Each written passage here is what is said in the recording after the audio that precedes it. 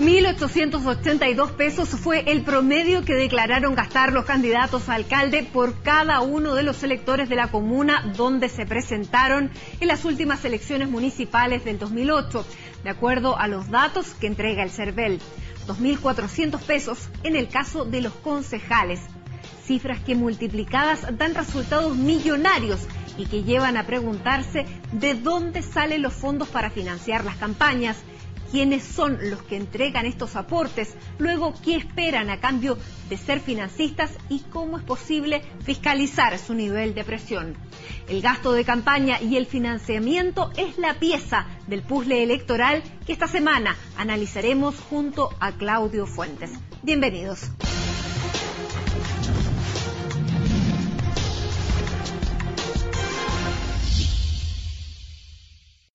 Bueno, hola Claudio, ¿cómo estás? Hola, ¿qué tal? 1.900 pesos tendría que pagar por cada elector si me quisiera presentar como candidata a alcalde. La primera conclusión, que si no tengo apoyo y no tengo plata, no me puedo presentar.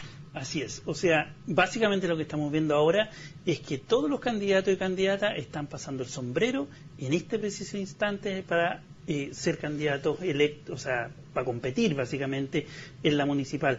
Se requiere muchos recursos hoy día para ser candidato, porque por un lado tú recibes la plata del Estado, es decir, por la cantidad de votos te dan un subsidio, pero lo principal es el apoyo privado para financiar la campaña. O pides un crédito o te financias con donaciones de privados.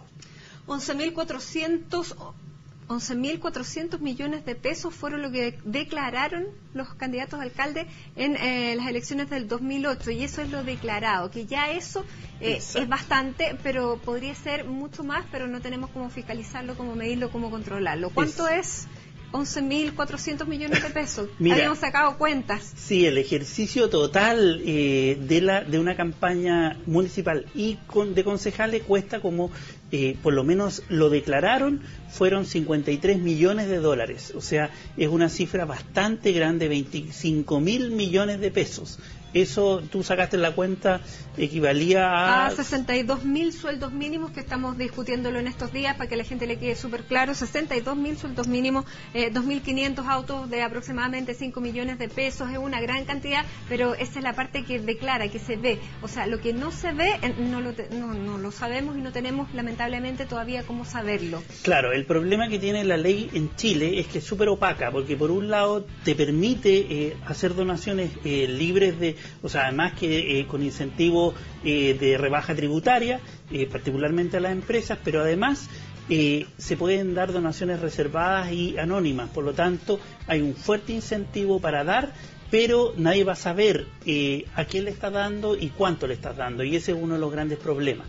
Ahora, cuando observamos la división por a quién se le está dando, o sea, a quién están financiando estas campañas, básicamente lo que vemos es que la alianza y la concertación concentran el 80% de los gastos declarados en las alcaldías del 2000, en la campaña de alcalde del 2008, es decir, Independiente, Juntos Podemos, Chile Limpio, Fuerza País, que son los pequeñitos que aparecen en esa gráfica, gastan muy poco en relación al ejercicio efectivo de gasto de plata, que suman el 80% de la alianza y de la concertación. ¿Y esto por qué se da, alianza y concertación? Porque son los que tienen los mayores recursos, los que pueden acceder finalmente al poder y a los que las empresas o los privados estarían más dispuestos a financiar campañas. Por una parte, pero también porque reciben más votos. O sea, al recibir más votos reciben más subsidio estatal y por lo tanto es un círculo virtuoso en ese sentido, o vicioso, depende de quién lo mire, respecto de obtener recursos. Por un lado, reciben subsidio del Estado de acuerdo a la cantidad de votos que tú tienes, pero adicionalmente tienes acceso a más posibilidades de obtener recursos. Cuando analizamos y la siguiente gráfica, lo que muestra es el gasto declarado por partido, el porcentaje en relación al total declarado de las alcaldías del 2008. ¿Qué es lo que vemos acá? Que el esfuerzo que hace la UDI y Renovación en conjuntos suman el 56%, 50 y tanto por ciento. Por lo tanto, son los partidos que efectivamente gastan más por llegar a ser alcalde. Ahora, ojo con esto, la Renovación y la UDI eran, en ese tiempo, en el 2008, eran partidos de oposición. Por lo tanto, lo que uno podría inferir es que la oposición tiende a necesitar más recursos para gastar.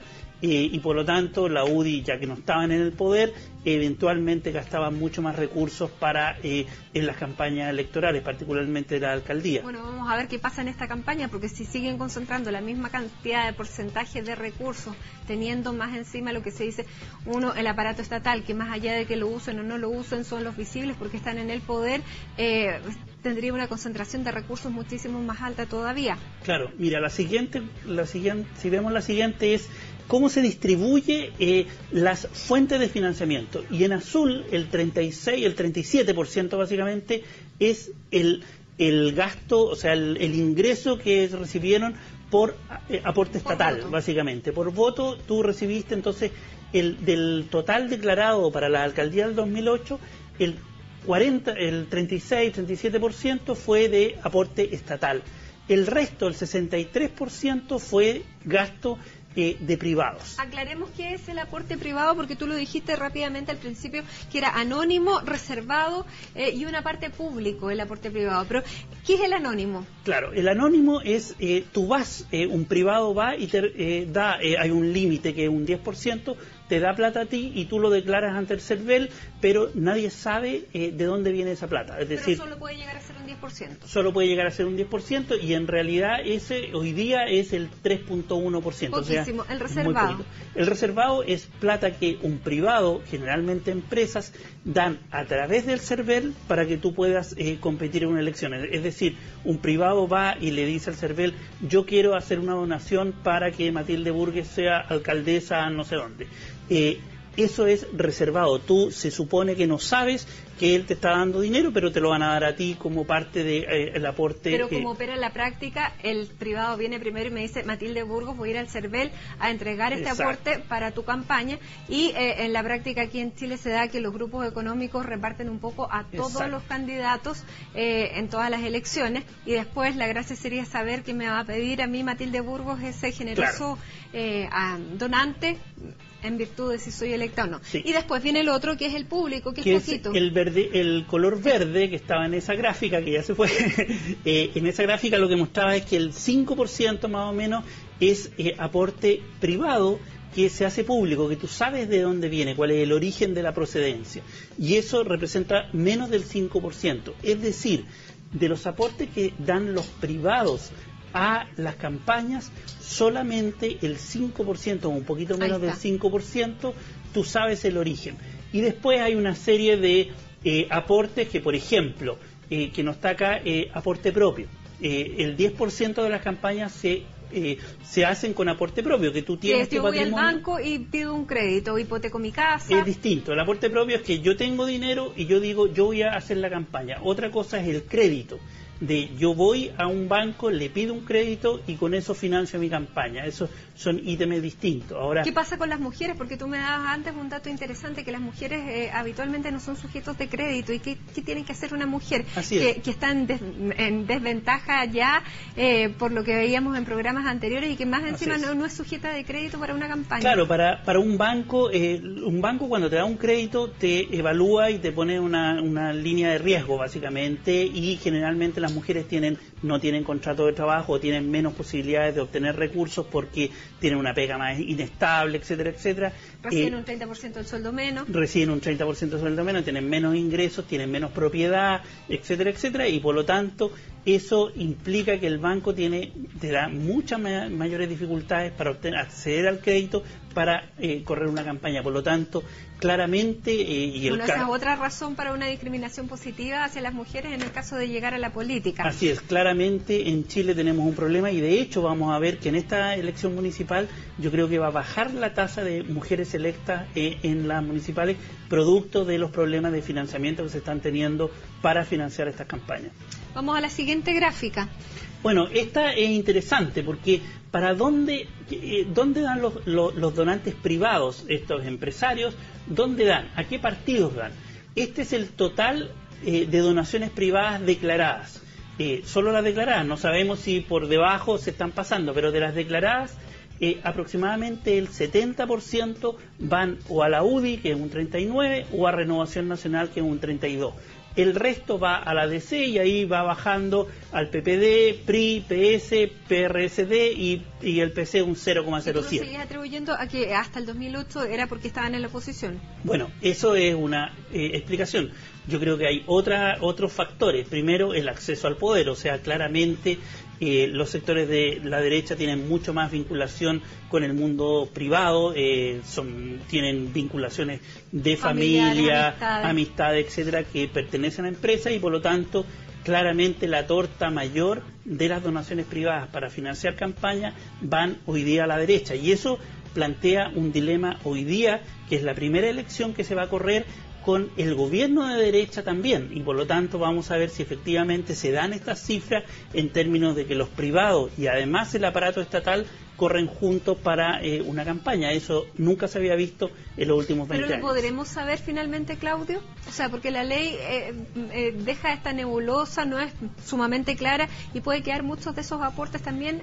Seguimos con la misma nebulosa porque todavía no tenemos una ley aprobada, por lo tanto, en esta elección 2012 parece que no lo vamos a conocer. Con los datos que tenemos, que maneja el CERVEL, que ya son pocos, ya sabemos que hay una relación de 3-1 en relación a la inversión que hace la derecha en relación a la concertación o a otros partidos para competir por votos, básicamente. Vamos a la próxima, que es el límite de gasto por comuna, para que lo aterricemos, ya le pongamos nombre y Así cifra a cada una de las comunas. Maipú es la comuna más grande de acuerdo ahora a la inscripción automática y el voto voluntario, es la comuna que más creció, más de 300.000 votantes, y hasta el límite promedio por candidato para el 2012 establecido por el CERVEL es de 228 millones de pesos para un alcalde y eso fue lo gastado en el 2008. Mira, no, ese dice límite permitido por candidato para el 2012.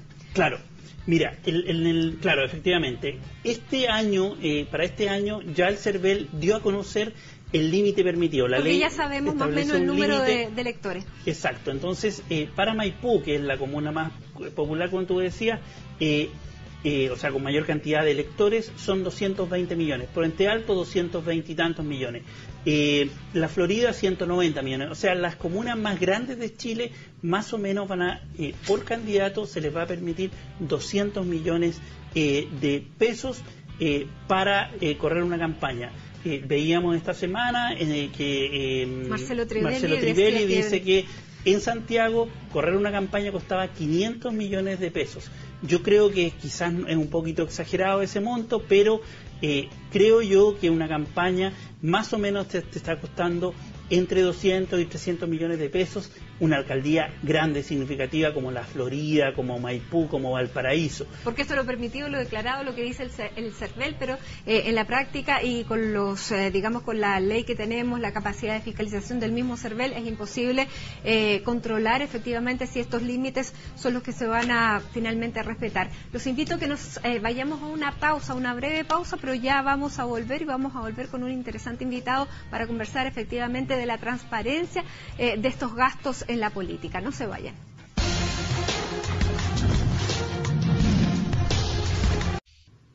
Y esto es Puzzle Electoral. Esta semana junto a Claudio Fuentes estamos analizando los gastos de campaña y la transparencia en la política. Y a partir de este bloque nos está acompañando Manuel Ariz. Él es de Ciudadano Inteligente. Su cargo es jefe de incidencia, eso es jefe de estudio y de comunicaciones de Ciudadano de Voto Inteligente. Muchas gracias por acompañarnos en este bloque. Y bueno, estábamos hablando, Manuel, sobre los gastos de campaña. ¿Qué te parecen estas cifras de acuerdo a lo que ustedes vienen analizando en Voto Inteligente? Bueno, nosotros como límite del gasto electoral estas cifras nos parecen altas porque no necesariamente una campaña política debe gastar tantos recursos, debe implicar tantos recursos por las dificultades que ustedes planteaban en el bloque anterior. Es decir, se hace muy difícil para una persona ser candidato si es que no cuenta con el respaldo institucional de un partido y con el apoyo del sector privado para poder invertir la cantidad de recursos que este límite electoral requiere. Un independiente está muerto. Un independiente no tiene alternativas y además un sector político que no tiene vínculos con el sector privado tan estrecho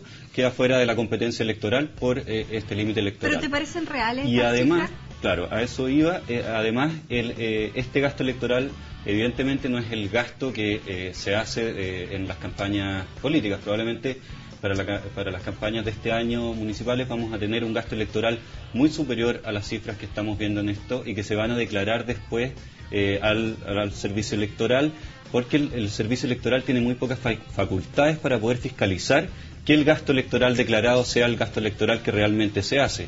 Por ley, el gasto electoral solamente debe comparar que lo que se gastó esté respaldado con boletas, pero no tiene ninguna facultad más allá de esas para poder investigar que efectivamente ese sea el gasto que se realiza en las campañas políticas. Eso, Manuel, yo quería preguntarte sobre el proceso de fiscalización, porque uno de los grandes problemas de esta ley es que establece un límite que en este caso llega a cerca de los 220 millones en el caso para cada candidato, en el caso de los municipios grandes, y sin embargo, ¿qué tipo de fiscalización hay respecto de si efectivamente se gastó o no se gastó? ¿Cómo opera en la práctica el CERVEL? ¿Hace algo o no?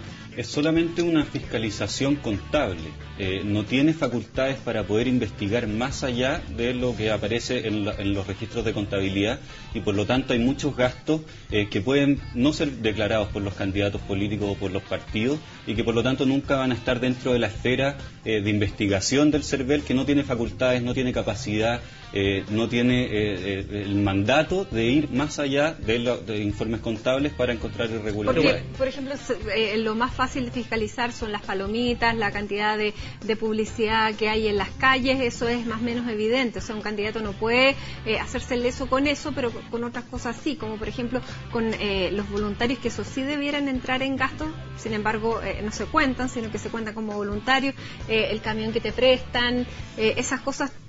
¿Qué pasa con eso? Ni siquiera el CERVEL tiene la capacidad para poder regular, por ejemplo, el tema de las palomitas. Nosotros hemos conversado con una ONG en Guatemala que realizó un estudio para determinar el real gasto electoral que se hacían en campañas similares a las de nosotros. Y lo que ellos hicieron fue ir a terreno, contar la cantidad de palomitas por candidato, la cantidad de afiches, de rayados en las paredes, de todos los elementos publicitarios que se ocupan en las campañas, y encontraron una brecha con respecto a lo que se declara bastante alta, y es una experiencia que desde la sociedad civil ojalá pudiéramos replicar acá en Chile. Entonces, cuando tú hablas de una fiscalización contable, básicamente los candidatos entregan al CERVEL la información: yo gasté esto fueron mis ingresos, estos fueron mis gastos, y ahí se acaba. Eso es básicamente. Exactamente, eso es, y además las sanciones también son relativamente bajas, y la imposibilidad técnica, la falta de recursos y la falta de mandato de ir más allá en la fiscalización es un problema de nuestra institucionalidad que no garantiza que el ya alto límite permitido electoral, de gasto electoral, necesariamente se cumpla. Otro tema es el tema de qué es un gasto electoral, porque estábamos hablando un poco antes de iniciar el programa. ¿Me podrías explicar? Porque a veces, por ejemplo, si uno aparece como vote por mí, eso es gasto electoral, pero si aparece la foto no es gasto electoral, ¿es así? Claro, la ley establece que el gasto, que la propaganda electoral es todo aquello, por cualquier medio, que induzca al voto por un candidato, y eso abre una interpretación muy amplia de la ley, y por lo tanto una foto bien podría no ser considerada como propaganda electoral, y por lo tanto yo como candidato, si es que publico mi foto en toda la comuna, no necesariamente tengo que rendir cuentas como gasto electoral al CERVEL por esa con eso te abre la posibilidad de hacer cualquier cosa y no rendirlo. Exacto, y eso nos da a pensar que estos límites de gasto electoral en realidad no son el gasto electoral que realmente se hace en campaña, y sobre todo en nuestro país, donde las campañas empiezan muchos meses antes del periodo de campaña electoral establecido por la ley. Hemos visto muchos carteles en muchas comunas, no solo eso, a través del Twitter, de Facebook, que esto todavía no está ni siquiera regulado, ahí hay campaña derechamente abierta. Bueno, Manuel, ustedes en Vota Inteligente han podido hacer una fiscalización hasta ahora de lo que son los gastos y la relación entre el dinero y la política. Nosotros en la Fundación Ciudadano Inteligente queremos transparentar y mejorar la regulación que existe con respecto a la relación entre el dinero y la política, entendiendo que todos los ciudadanos debiéramos tener la igualdad de condiciones para competir y además para influir en las decisiones políticas.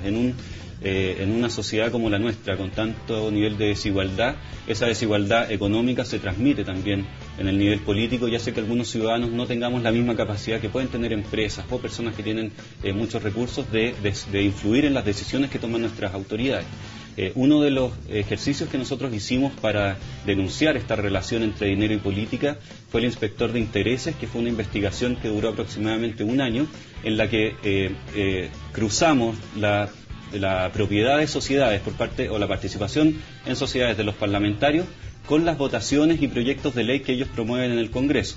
Y nos llegamos a la sorpresa de que cerca de 32 parlamentarios tenían sociedades no declaradas, es decir, ellos por ley tienen que hacer una declaración de patrimonio de intereses, y 32 de estos parlamentarios no declaraban algunas de las sociedades en las que tienen participación, y además quienes están encargados de regular, de fiscalizar que no se cometan este tipo de ilícitos, son las comisiones de ética, tanto de la Cámara como del Senado, y en la comisión de ética de la Cámara de Diputados, 3 parlamentarios de 9 tenían sociedades no declaradas. Entonces, un sistema que busca que las sanciones y la regulación sea por medio de la autorregulación, acá no funcionó, y necesitamos entonces legislar para que haya un organismo y esto con todavía cierta no autonomía. se llega a las campañas, porque todavía ni siquiera sabemos efectivamente y transparentemente quién es el que entrega el dinero, menos qué capacidad tiene de influir en las decisiones de las autoridades que esté eligiendo. Vamos a una pausa, Claudio, vamos a una pausa, Manuel.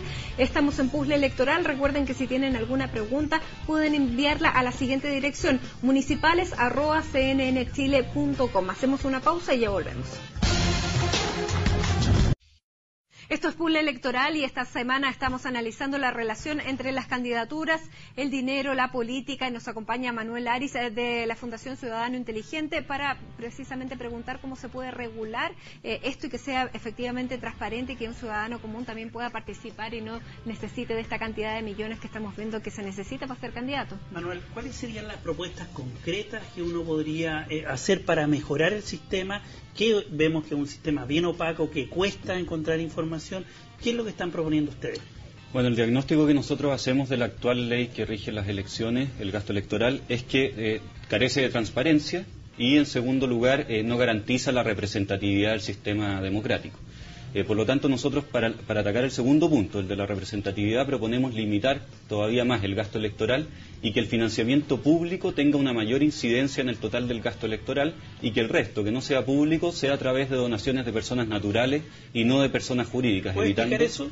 Sí, que las empresas hoy día en Chile pueden hacer altas donaciones de dinero, y eso obviamente va a generar una relación de lealtad. Empresas que además descuentan impuestos.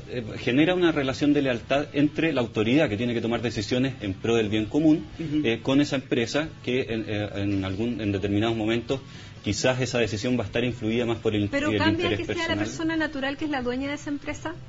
Es que la donación de persona natural puede tener un límite mucho más acotado que el de una persona jurídica. Hoy día me parece que el límite de la donación de la persona natural es 400.000 pesos, y eso me parece una cifra razonable para que una persona pueda hacer una donación a una campaña política. Y tú decías algo del registro de proveedores. ¿De qué se trata eso? Esa es otra medida que nosotros promovemos, es que las campañas generalmente contratan servicios y productos para poder funcionar, y que la contratación y la compra de esos productos y servicios sea solamente a proveedores que estén inscritos en algún registro, un registro que esté regulado, que esté normado por el servicio electoral, para evitar que a través de la compra de bienes y servicios se inflen ciertos gastos o se disminuyan. Registros de proveedores, aterricémoslo, ¿de qué cosas? ¿De los carteles, de las poleras? De cualquier tipo de insumo que necesite el candidato para ejercer su campaña política. Por ejemplo, ya vamos a saber que una polera cuesta X pesos y no la va a poder, digamos, aumentar otro candidato para así sacarse,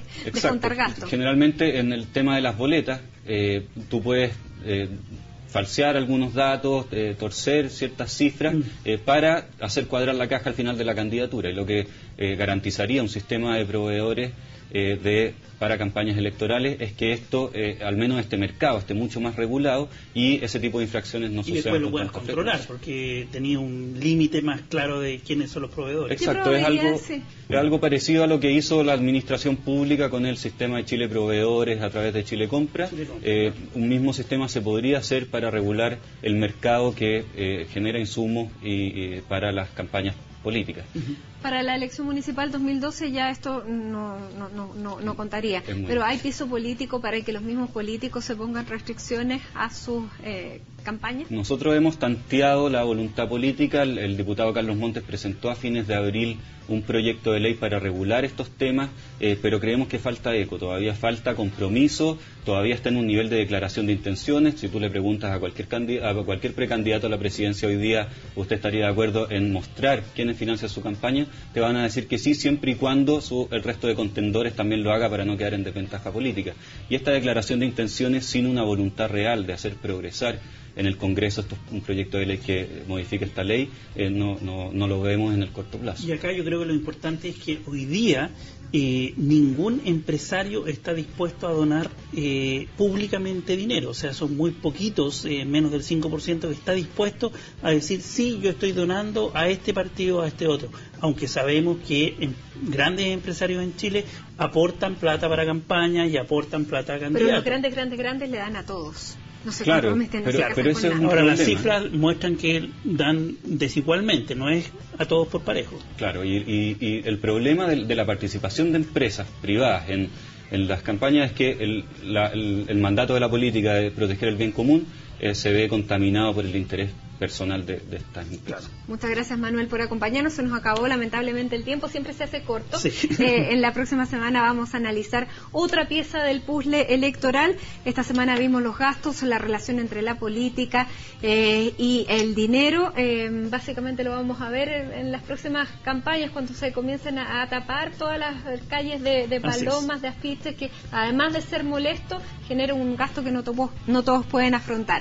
Muchas gracias a ustedes por acompañarnos. Recuerden, como siempre, de enviarnos sus preguntas a municipales@cnnchile.com. Muchas gracias.